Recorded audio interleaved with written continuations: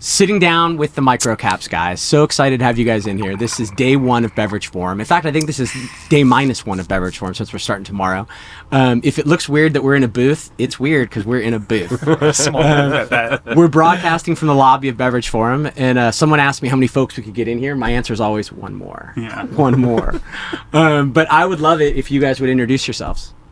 Chris go first? Yeah, Chris, why don't you start? I am Chris Wagner, founder and president of Macrocap Labs. I started this in around 2010, and we'll go into that a little bit later, but got a pretty fun story to talk about. You're even older than us. It's hard to meet old businesses in beverage, so kudos that you guys have been at it 15, or no, I'm sorry, I had it reversed. We started in 2009. I got one on you. But I hear you guys are doing better than us, so congratulations on that. We're here in your podcast room. Awesome. I'm Louis Ferrer. I'm the Director of Research and Development for Macrocap Labs. I'm coming up on my 10-year anniversary, if I'm not mistaken. Just overall handle product formulation, flavor development, sourcing, procurement. So is it fair to say you're the scientist?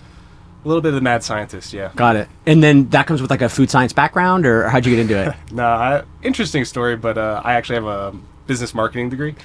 So do I. I'll always just tell everyone, honestly, I'm just really good at figuring shit out. Got it. Good for you. We've been down that road too. Sometimes it's about making sure it tastes great, and then you can find an egghead to round out the edges. There you go. I'm Austin Holt. I'm our VP of Sales. I've been with the company for about 8 years now. This is a really intimate Yeah, pod. 7.5. I've never had one that was this intimate. I originally started with our brands that we used to run as well. So Heading up GNC. Yeah. I mean, I think I was 24 when you plucked me out of a GNC, and really just got to learn beverage from the grassroots on the road, selling energy drinks into different C-store channels, different distributors, obviously GNC, vitamin shops, and now I'm on this side of the business. Amazing. I wish I'd have gotten the supplements business. I got a couple of buddies that are in it, and they're like, oh my God, the margins, the weight, it ships easy. It's got its pros and cons, though, I will say. Well, I think all the easy ones are gone, right? All the layups are gone. So how did you decide to get into this business? And we were talking a little bit. I'd love to hear more about the business, because I only know about the beverage side, but it sounds like you guys do a bunch of other things in addition to beverage. Yeah, so I mean, it didn't start in beverage. Actually, we did not have a single liquid product. No one ever starts in beverage. Yeah, Why would you do that? Why would you? Yeah, you wouldn't be here today, or at least it'd be tough. Yeah. No, so in 2010, I was actually going to school at Embry-Riddle to be an aeronautical engineer. I looked at that. So I got a pilot's license in high school, and that was on my list of things to do. Absolutely. Yeah, I need to go complete mine. So I never completed anything at Embry-Riddle. I ended up starting a website that I kind of built on the side in my dorm room, reselling dietary supplements. So pick a name brand, like big brand back then. Like I set up a distribution account, built a website, and I would sell supplements on this website to different consumers for a long period of time, and ended up kind of getting the business to a point where I thought it was a good decision. I guess we'll see in the end to drop out of school and just focus on the business. And were you sourcing it cheaply and finding a delta, like a gray market delta, or were you producing things? Yeah, so I wasn't producing at the time. Then like one day I looked at the products I was selling and I was like, like I want to be on the branded side. I don't want to be on the resale side. So I ended up looking for manufacturers, trying to figure out how to flavor and formulate, develop. No one would pick up my calls. Didn't have any money. So decided like, hey, I want to be in this space. I can't get into that space due to these high barriers to entry. I'm just going to start figuring this out on my own. So really just started bottling my own supplements. At the time, I had like a small warehouse. I had moved out of my dorm room and created a brand called NutriKey Health at the time. Okay. Leverage, go ahead. And are you doing like, are you making your own like gel caps or pill pressing and stuff like that? I have these crazy photos of like these, like they still sell them. Like they're like these boxes that have a bunch of holes in them. You can get them like 100, 200. Because this sounds like Walter White stuff. It was sketchy. Yeah. I would never buy supplements from the old me. Got it. You're like, no, Mom, it's vitamin C. I mean, we tried to do it as right as we could, but you're in that startup phase, so it's just you're making stuff in a room. So really just started making my own products, making the capsules, filling the bottles with powder. I would actually have to print my own labels because I couldn't afford to buy the labels from the label providers, and started traveling the country building my brand at the time through the distributors, who we just met one of them out there with their sales reps, just selling into retail locations. I did that for 10 years. And ultimately, the whole time, I just kept building production capacity, meeting great people like Louis to help me kind of formulate better, flavor better, run a better manufacturing business, and building this whole manufacturing company while at the same time trying to build a brand.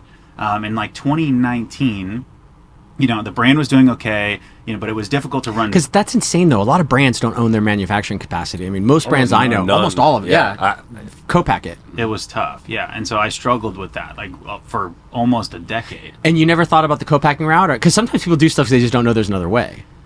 You know what? I know. So like the brands were built, and I had like 200 SKUs. So it was like never big, and I was never big enough to go to a manufacturer and be like, just make my products for me. I sold a little bit were out of a your lot reach. of things. Yeah, Got never it. like a lot of any one thing. So it was just Wide and shallow. Yeah, very inefficient to build a company that way. Got it. So yeah, I mean, I ended up doing that, and then I decided like one day, I had a customer of mine who's a friend of mine now. And he basically put a purchase order in that was for, one order was like as much as I had done that month in sales. And I was like, that was easy. Yeah. Let me travel down that path. That's a a little big bit. night. That's a big night at your house. Yeah. Well, you got to make the product, right? So that's the tough part. This is a tomorrow problem. No problem. Exactly. So it was kind of like that. That was kind of the moment where I was like, you know what, I want to get into the co-packing side. And so from there, you were with me at that time, right? I remember you pulling me into your office, and you're like, "Hey, I got this idea." Yeah. And I thought you were crazy. I mean, there's a lot of ideas that you present that are pretty out there. All right, easy. And, you're working in retail, so you think everything is this big. I came from retail, and then I was selling brands, so like I never knew the backside of the industry, so I didn't know the potential. Yeah. And No, it's like when I worked at Coca-Cola, I'd walk through the warehouse, and it was like something out of an Indiana Jones movie, and it went on forever. And I'm like, how could you ever take on these guys, right? Yeah. But that's where it all comes from, is entrepreneurs. Yeah. So the crazy thing about that is when I pulled him into my office and the sales team, basically the conversation was like, we are going to kill off our entire revenue stream, and we're going to go after co-packing. And actually, Austin was the only one that was like, all right, I get it, let's do it. Like, because Austin, like, he's the type of person where like he just is like, if I think I can do it, we're gonna run through that wall. But that's so interesting. So we call the podcast Poor Decisions because there's a lot of poor decisions. Sometimes it's expensive to learn a lesson, but those expensive lessons are well learned. When you decide you're going to kill what you're doing, you're going to pivot a whole nother direction. Like that's a YOLO moment. Yeah. Like, how do you decide I'm going to bet it all? You always go into something, right? You try to calculate as much as you can. I mean, I talked to as many of my mentors and people around me where I was like, look, this is what I'm struggling with. This is what I see. This is what I'm facing. Like, what do you think? And I got an overwhelming response of like, look, you're making the right decision, but it's going to be scary. And so when I went into that decision, like, I was absolutely terrified. But at the same time, like, the brands were barely holding water. The market was shifting away from where we were selling products. So like, I just felt like I saw some writing on the wall, and just, I guess at some point in time, you got to take that pivotal moment and make the decision. And did you have that? I mean, it sounds like it's now when you go to contract manufacturing or manufacturing your own product, now it becomes really capital intensive, right? You've got plant, property, equipment, all the stuff that brands don't have. Brands rent that stuff. Yeah. So was there enough cash flow in the business for a move like that, or now you're like, we gotta industrialize this. We need capital. No, well, so we were already doing it. So that was the thing. Like, I already had all the like a cottage manufacturing. way. Yeah. Yeah. Well, at that point, like, I had a decent sized manufacturing company. Okay. For my brands. So, like, let's say I had like 4 different lines that I was running for all the products on my own brands. I would just run like 1 a day or 2 lines a day. I wouldn't be running everything 4 days a week, 4 lines a day, 7 days a week. So for me, it was just like add more labor. So you had the machines were quiet days of the week, and you didn't have anybody else's product you were making, just your own. Yeah, that's a tough one. You know what I'm saying? So it was a weird spot. And then when we looked at it, we're like, look, we think we can sell this. And we had a great reputation in the marketplace. I mean, Austin and Lewis, I would say, we're 1 or 2 degrees away from most people in the sports nutrition industry. So when we flicked that switch and we said, look, we don't want to compete anymore. We don't want to be a brand. We want to be a brand partner.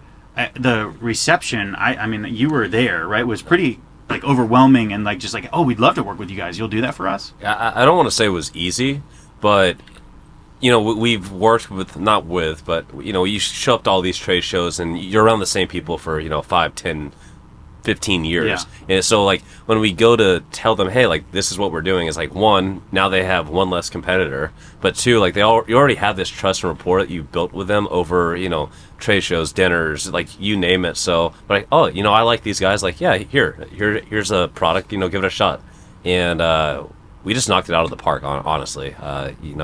Lou and his team, I didn't really know how we were going to do this when we made the pivot, and I think Lou took on pretty much all of the responsibility at that time for figuring out these formulas that we've never made in the past. I mean, you got to think, like, we were in business for over 10 years, but now we're creating someone else's product. That's a whole lot different than making your own product. That's a huge responsibility. Yeah, no, I don't want to take care of anyone else's kids. I keep mine alive, but I don't want to take care of anybody else's. That's hard enough. For sure. Well, that's interesting you said nothing's easy, because I agree with you. I don't think there's a lot of easy stuff, but there are things that are straightforward. And sometimes it's easy when you know how. So it's incredible that you guys were able to make that move. And what types of products are you guys in? Like stick packs, gel caps, pills? Like what's the line look like, or the capability look like? Yeah, I mean, so because of our branded business, we're still in like bottles of powder and bottles of capsules. We still encapsulate and do powders, but the majority of our business is like carbonated beverages, high serving liquid, and like 16 or 32 ounce buttress bottles, and then 2 ounce shots all the way up to 20 ounce PET bottles, so like still liquids. So that's like the bulk of our business, and those are the majority of our offerings that we offer at scale. And that sounds huge. Like, how many square footage? I mean, what's the size versus where you started? I mean, if it was in a closet on day one, legitimately, where are you now? Yeah. So we've got like 260,000 square feet under management. Lordy. It's all pretty much full right now, so we're kind of fighting those forces. But the good news is we just built this 110,000 square foot facility that we're commissioning like right now this month. And that facility is capable of 10xing what we've been able to do over the last 15 years that we've been doing this. Now it's about like filling up those lines and then building the support 3PL facilities that we have around us to be able to accommodate the amount of outflow of product that we have coming out every day. And what's it like scaling it? Like, you're going from simple products, maybe small runs, to now you're making for other people, and you've got to have a system to track their inbound stuff or make sure that every ingredient makes it in. Like, I imagine there's a huge software component as you grow and learn. There's been a different ERP system. We've had to do probably every other year. We're on our last one. We're on our last one. But you finally made it to the end of the road? I think so, man. It's got to be. Got it. So you're not, the $100 million SAP system has not been rolled out yet? Not that one, but one just below that one, I would say. Well, so you can still swing for it. Yeah. But I mean, like, there's a extremely complex network that goes into all of this. You think we have how many different employees? I think we're at like 120 right now. 120 employees, and then if you look at, we have almost 3,100 different inventory items. So that's any raw ingredient component or anything that could go into any of the products that we manufacture that you have to track the inventory for. We manufacture over 1,500 different SKUs, and then you have to track everything from not just like material inventory, invoicing, quality, all of it. So it's a very complex system. So I'm super impressed with you guys. Like, we work with a lot of partners across a lot of capabilities, because in the beverage business, I was looking for like, okay, who can run this temperature and who can do this process, and this is our packaging, who can run this on their line. And as a result, you kind of get a lot of first dates, that kind of thing. What impressed me about you guys is just the turnaround time. Like, there's a big announcement at the show about protein soda. This is going to come out after the show, so we can talk about it a bit.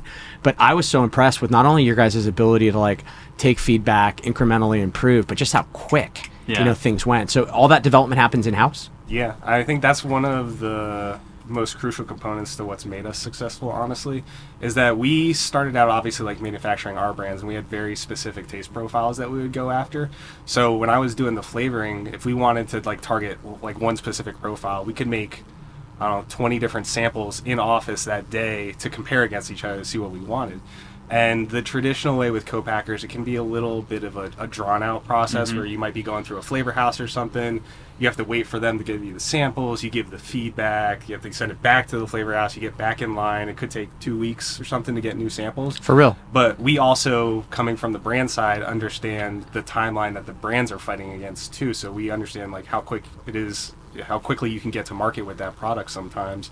So, I mean, one of the things that we like to do is honestly have the brands come in-house with us, and like we'll do just like we did for our brands. Like, you can do as many different variations of this flavor until we get it right for you in one day. That's incredible. I mean, that's the other thing too. The first run of a product is always dicey, right? Because you've gone from what I consider a recipe to a formulation. And my family asked me, what's the difference? I'm like, well, a recipe is how grandma made chili. A formulation is how Hormel makes chili. And it's not always linear, things like that. So that first run is tough, especially when you've got a flavor house pointing the finger at the manufacturer pointing the finger back at the flavor house. It feels like, for lack of a better word, there's kind of one throat to choke if it's all under one roof, not only from a timing perspective, but also just just the ability to troubleshoot and solve problems. Exactly. I mean, that's one of the things I think that all of us really are problem solvers. Because if you're in manufacturing, something's going to go wrong somewhere. And like you said, like, it is very hard when you have so many different companies working in something, someone's going to point the finger at somebody else, as opposed to like where we like to do an all-in process.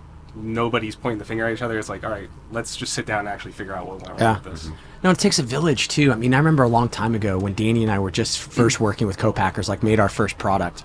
We had a cap enclosure problem, and I didn't understand that. And the guy was like, well, the guy who makes the caps is not the guy who makes the bottles. And I remember being thunderstruck by that. Like, what are you talking about? And I told the story to my wife, and she's like, well, the guy that makes the buns doesn't make the hot dogs. They're different processes. Oh, well said. Fair enough. I'm going to use that analogy now. But it didn't fit. So the manufacturer, the guy who ran the place, was like, look, we're going to have to do this pressure study where they put it in a box and they pump up the pressure and see what happens. And he goes, it's about $5,000. And I'm like, wow, that sounds crazy. And a dude comes in off the line. He's got on the white coat. He's got the hairnet on. Like, he just came off the bottling line, and he's looking at it, and he's kind of listening to us speak. And he goes, oh, I don't know if you need all that. He turns it upside down and squeezed it, and it just shower headed. And he goes, this one failed. That guy just saved me $5,000. Yeah. We'll try another one. Yeah. Well, that's super interesting. What's the stuff you guys are super excited about? Not counting protein soda, because I know that's the belle of the ball. But what are the product categories or functional benefits you guys are chasing these days? Yeah, I mean, obviously protein soda is explosive for us. I think we really built a lot of volume on energy. So energy for us is just a big compartment of our business. We just recently installed like a large scale UV light and ozone machine. So now we can do any type of canned water, which we're very excited about because we think the market for water is explosive. We think there's a transition from from plastic to aluminum, just given the different initiatives that are rolling around out there. So we think that there'll be scale in there. And then we've kind of got these little drips of like sparkling green sodas right now, sparkling probiotic or healthy type sodas. So like anything I would say around it's becoming like modern soda, right? Yeah, like exactly. Pop, yeah. Super interesting. How can people that want to work with you get a hold of you? Yeah, I mean, so you would probably you'd either reach out directly to Austin. What is it, Austin? Just Austin at MacroCap Labs. Yeah, so. real easy. It's real tough. Easy. We'll put your links in the podcast discussion, because my hope is that people will hear what you guys have going on and really be excited to check it out. Like, it's been cool for us. Like, in a lot of respects, there's so many contract manufacturers out there because everything that we eat, drink, or otherwise consume is made by somebody. So those plants are out there. But the good ones with real genuine approach are a little harder to find, and it's been awesome working with you guys, and I really appreciate you guys coming on and talking about your business with us. Likewise, man. Thanks for having us. Thank you. Thanks, fellas.